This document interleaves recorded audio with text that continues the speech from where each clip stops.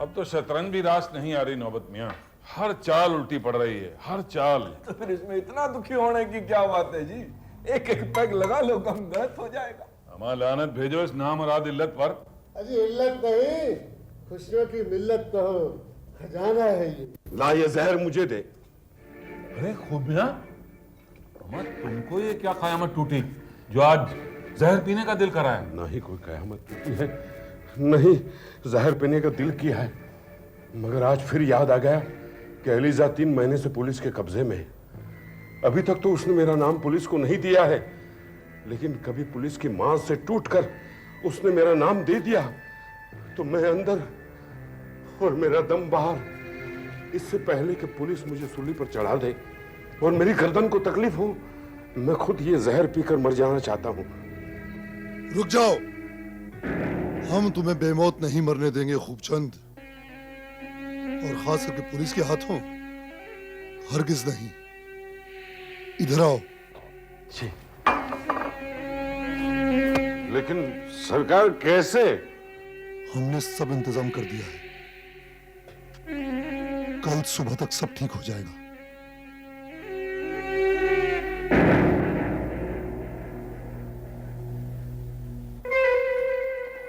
साहब, हमारी बेटी को छोड़ दीजिए साहब, वो बेकसूर है, शी इज इनोसेंट साहब, उसने कोई कसूर नहीं किया साहब, प्लीज हम आपके आगे हाथ जोड़ते रिक्वेस्ट करते हैं साहब। ये क्या नाटक है? कौन हो तुम? हम साहब एलिजा का मदर है साहब, प्लीज। ओह, तो तुम एलिजा का मदर है? वो इनोसेंट है साहब। ना, वो गुनहगार है और उसने खुद अपने जुर्म का इकबाल किया है। नहीं साहब। और जिस दिन उसने ये बता दिया कि वो किसके लिए काम करती है, तो लॉकअप में नहीं, जेल में हो। नहीं साहब, हम उसके बगैर मर जाएगा साहब, she is my only daughter साहब, प्लीज। अगर तुम उसका मम्मी है तो अभी तक कहाँ थी? उससे मिलने क्यों नहीं आई? साहब हम 3 महीने से गोवा में था, आज ही आया और हमको पता लगा कि हमारी बेटी लॉकअप में है साहब। गॉड ऑलमाइटी आपका प्रमोशन करेगा साहब, प्लीज ओनली 2 मिनट्स टॉक। ठीक है। हवलदार। हाँ साहब, इन्हें एलिजा से मिलवा दो। अच्छा साहब। हवलदार साहब, गॉड आपका भी प्रमोशन करेगा साहब। ठीक है, चलो चलो।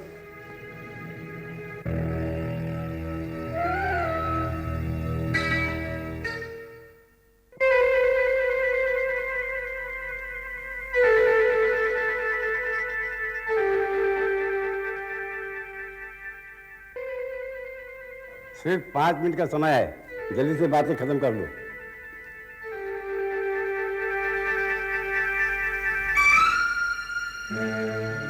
ओह माय गॉड, ये क्या हालत हो गई हमारी बेबी का। बेबी यहाँ आओ।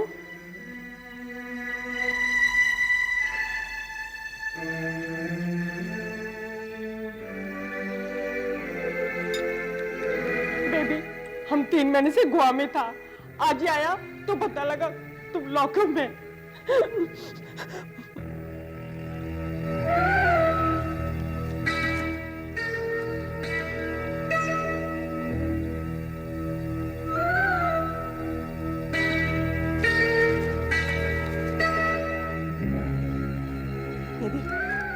दवा है, इसमें कुछ रुपए हैं जो तेरे काम आएंगे, और मिठाई खा लेना। हाँ अरे भाई जल्दी करो, टाइम हो गया। हाँ हवलदार साहब। हाँ बेबी डोंट वरी, मैं दोबारा मिलने आऊंगी। हाँ बेबी, चलिए हवलदार साहब।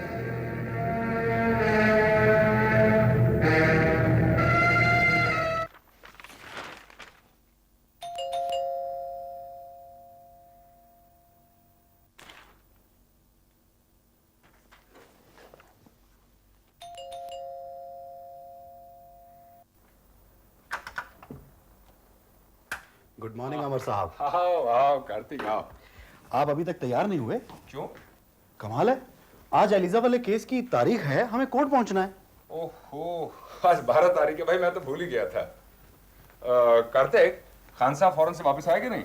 भाई वो तो नहीं आए, लेकिन हमें तो गवाह की हैसियत से वहां पहुंचना पड़ेगा। अच्छा, तुम्हें वो आदमी याद है, दिलावर? अरे भाई, जिसने एलिजा के कहने पर खान साहब पर कातिलाना हमला किया था। हाँ, वो सरकारी गवाह बन गया है। दैट्स वेरी गुड, अब तो काम और आसान हो गया। नहीं कार्तिक, ये इतना आसान नहीं है। उस कमबख्त एलिजा ने अब तक ये नहीं बताया कि वो किनके इशारों पर काम कर रही थी। अमर साहब, कोर्ट में केस चल रहा है, सब कुछ बता देगी और उसके बाद दुश्मनों के असली चेहरे खुलकर सामने आ जाएंगे। ठीक है, मैं भी तैयार होकर आता हूं।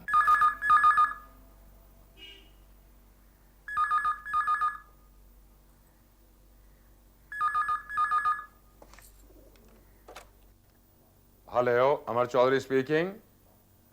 हाँ इंस्पेक्टर साहब, कहिए। जी हाँ, मैं और कार्तिक बस अभी कोर्ट पहुंच ही रहे हैं। जी। क्या? ये कैसे हो सकता है? क्या हुआ अमर साहब?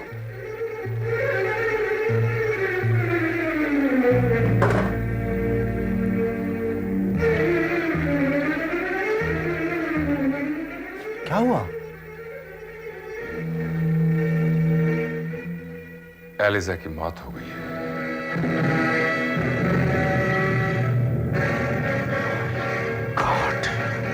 Inspector Kadam here. Good morning sir. Okay sir, जी अभी भिजवा देता हूं। Okay sir.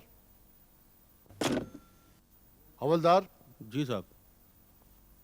ये फाइल साहब को दे देना। ओके साहब।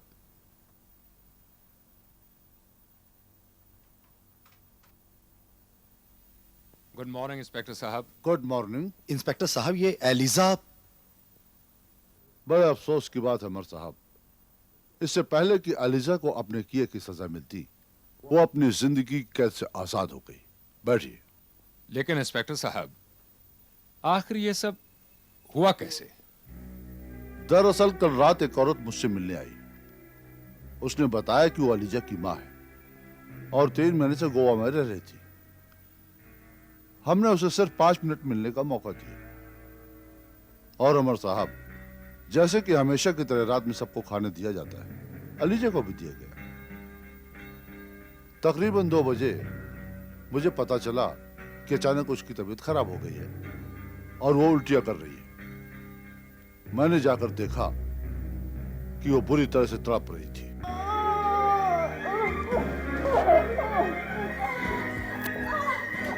एलिजा, एलिजा, क्या हुआ तुम्हें? क्या हुआ एलिजा? बोलो बोलो बोलो। हवलदार, ये मिठाई की डिब्बा यहाँ कहाँ से है? पता नहीं था उन्हें। एलिजा, बोलो ना, बोलो प्लीज।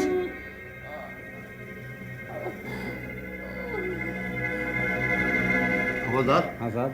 इसकी हालत कुछ ज्यादा खराब लग रही है, इसे फौरन हॉस्पिटल ले जाना होगा। हॉस्पिटल में ही 2 घंटे बाद एलिजा की मौत हो गई। बॉडी की पोस्टमार्टम रिपोर्ट से पता चला कि उसे जहर दिया गया था। इंस्पेक्टर साहब, ये जहर उसी औरत ने दिया होगा जो एलिजा की मां बनकर आई थी। यू आर राइट, क्योंकि एलिजा के लॉकअप में हमें एक मिठाई का डिब्बा मिला था जिसमें जहर था। एग्जैक्टली, और वो एलिजा की मां लाई थी।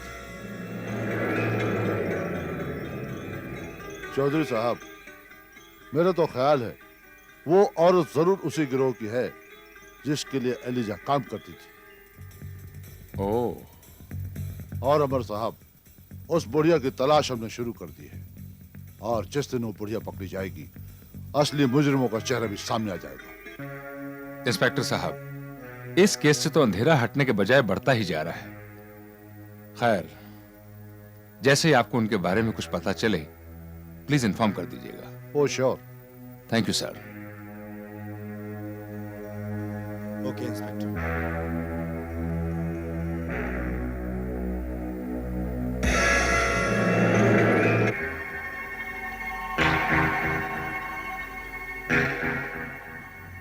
बहन जी, आप मेरी वजह से बहुत देर से परेशान हैं, पर क्या करूं, उनसे मिलना बहुत जरूरी है। नहीं नहीं, कोई बात नहीं, वो बस आते ही होंगे। आप चाय पी लीजिए।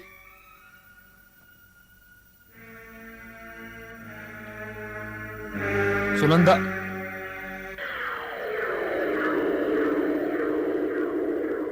आप किसी गलत फहमी का शिकार लगते हैं मिस्टर अमर। मैं किसी गलत फहमी का शिकार नहीं हूं मिस्टर देसाई। ये कॉम्प्लेक्स मुझसे तब बनवाया जाता जब मैं मिस्टर चूनावाला या किसी ऐसे ही आदमी से माल मंगवाने को राजी हो गया होता जिससे आपकी कमीशन तय हो। आप दायरे से बाहर जा रहे हैं मिस्टर अहमद? हाँ, मैं अपने दायरे से बाहर जा रहा हूं ताकि आप लोगों को हराम का पैसा खाने की गंदी नीयत के दायरे से बाहर निकाल सकूं।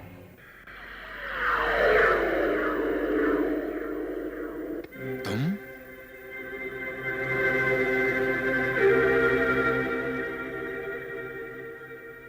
तुम्हारी यहां आने की जुर्रत कैसे हुई?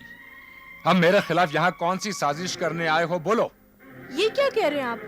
ये बेचारे तो सुनंदा, ये वो आदमी है जिसकी वजह से मुझे शाह साहब का प्रोजेक्ट छोड़ना पड़ा और इसी ने ही गुंडों से मुझ पर हमला करवाया था। बेहद जलील और कमीने इंसान हो तुम। हाँ, मैं कमीना हूं, जलील हूं। आपने ठीक कहा अमर साहब, मैं आपका मुजरिम हूं, मुझे माफ कर दीजिए।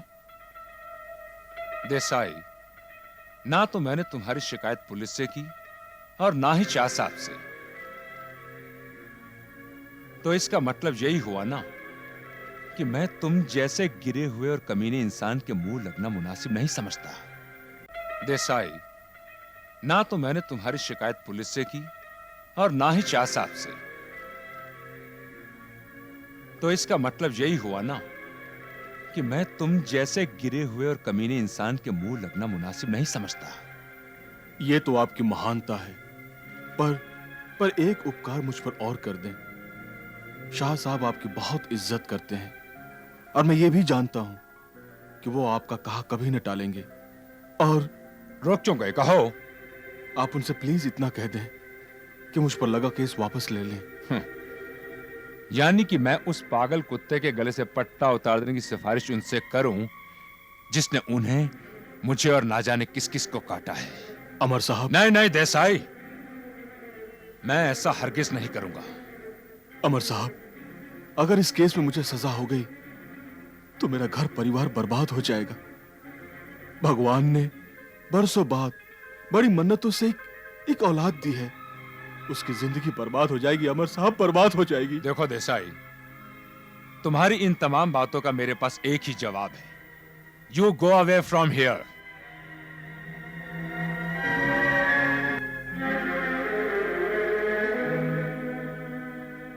बहन जी, आप इनसे कहिए कि भगवान के लिए मुझ पर दया करें, नहीं तो मैं बर्बाद हो जाऊंगा। अरे बहन जी, भाई साहब, ये क्या कर रहे हैं आप? मेरे बच्चे का भविष्य। बहन जी, अमर, प्लीज इनकी मदद कर दीजिए। इन पर न सही, इनके बच्चे पर तो तरस खाइए। बरसों की मन्नतों के बाद इनके यहाँ औलाद हुई है।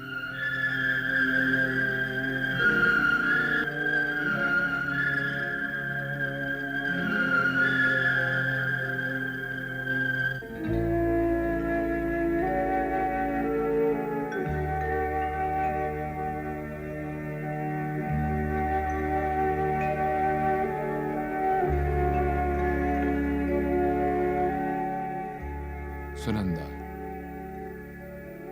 इस आदमी की बात ने तुम्हारे मन की जिस भावना को जगा दिया है उसे मैं अच्छी तरह से महसूस कर सकता हूं। Mister Desai,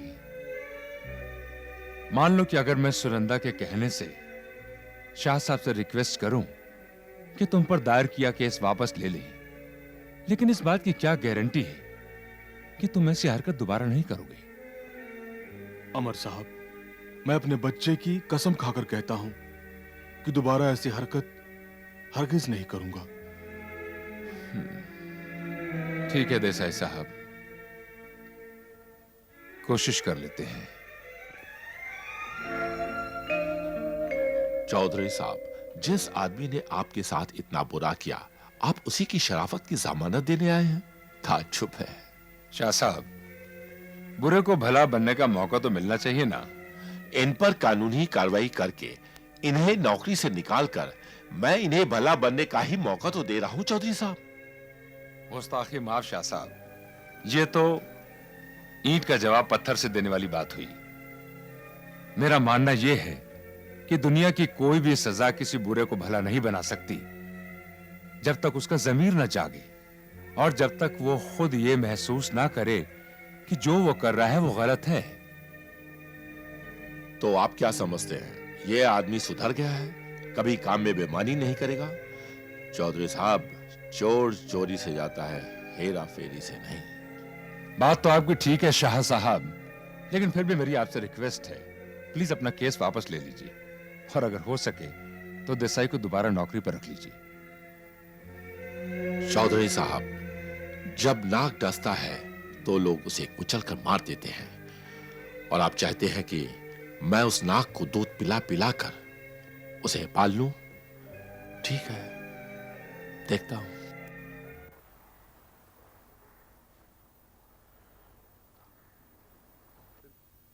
hello friends. Good evening sir. Hello sir. वकील साहब, जी सर। डीड पढ़ ली आपने? जी हाँ सर, बिल्कुल परफेक्ट है सर। तो आपके मुताबिक आपके क्लाइंट को इस पर दस्तखत कर देने चाहिए जी ना? हाँ सर, बिल्कुल कर देने चाहिए। वैसे वकील साहब, ये रिटायरमेंट डीड हमने इन्हीं के कहने पे बनवाई जी। थी। मिस्टर चंद्रा, तुमने जैसा कहा हमने वैसा ही किया। अब तो तुम खुश हो ना? सर मैं तो आपका पहले से ही शुक्रगुजार हूं कि आपने मुझ पर इतनी बड़ी मेहरबानी की। यही तो जनाब की खूबी है कि जिस पर मेहरबान होते हैं तो होते ही चले जाते हैं। वो तुम इनिशियल पेमेंट 30% लाया होना। जी हाँ, ये लीजिए, देख लीजिए। इसकी कोई जरूरत नहीं अजमेरा जी। हाँ मिस्टर चंद्रा, एक छोटी सी गुजारिश है। फरमाइए सर। वो क्या है कि जमीन और जमीन पर बनने वाले टाउनशिप की मालिक तो तुम बन ही चुके हो, और मैं सिर्फ इतना चाहता हूं कि वहां पर फ्लैट्स की बुकिंग के लिए अगर तुम हमारे आदमियों को सोल एजेंट बनाओगे तो बेहतर होगा। वो क्या है कि करोड़ों के इस धंधे में हमारे आदमी थोड़ा बहुत धन कमा लेंगे। सर आपके आदमी रखने में भला मुझे क्या एतराज हो सकता है?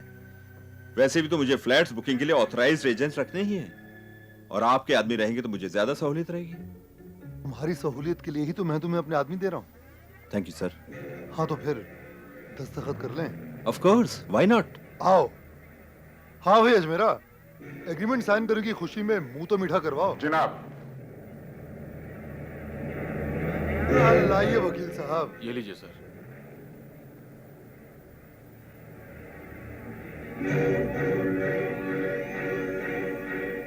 लीजिए।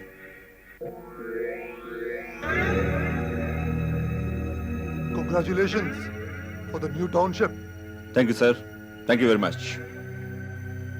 चंद्रा साहब, आपकी नई टाउनशिप के लिए हमारे यहाँ से जो भी मटेरियल सप्लाई होगा वो होगा A1 क्वालिटी का। इसके लिए आप पूरा इत्मीनान रखिए। मुझे आप पर पूरा यकीन है मोरे साहब। फिर आप इस शहर के जाने माने बिल्डिंग मटेरियल सप्लायर हैं। बाय द वे, बाजार में रेती और सीमेंट की क्या पोजीशन है? जितनी आपकी डिमांड है उतना माल सप्लाई करने में थोड़ा वक्त तो लगेगा ही। मुझे भी कोई जल्दी नहीं है मोरे साहब, अभी तो जमीन पर काम शुरू हुआ है। ओह, तो फिर माल सप्लाई करने में कोई दिक्कत नहीं होगी। मैं इस टाउनशिप को बड़े दिल से बनाना चाहता हूं मोरे साहब। भगवान करे आपकी ये टाउनशिप बहुत अच्छी बने, हमारी ये दिली ख्वाहिश है। Thank you very much. वैसे मुझे आप लोगों की शुभकामनाओं की बहुत जरूरत है। अच्छा मोरे साहब, मैं चलता हूं। चंद्रा साहब, एक मिनट। आपका सप्लाई का ऑर्डर इतना बड़ा है कि कुछ एडवांस मिल जाता तो माल मंगाने में आसानी हो जाती। पेमेंट की आप फिक्र ना करें, अगले ही हफ्ते मैं आपको कुछ एडवांस पेमेंट भिजवा देता हूं। Oh, thank you. Bye bye. Bye.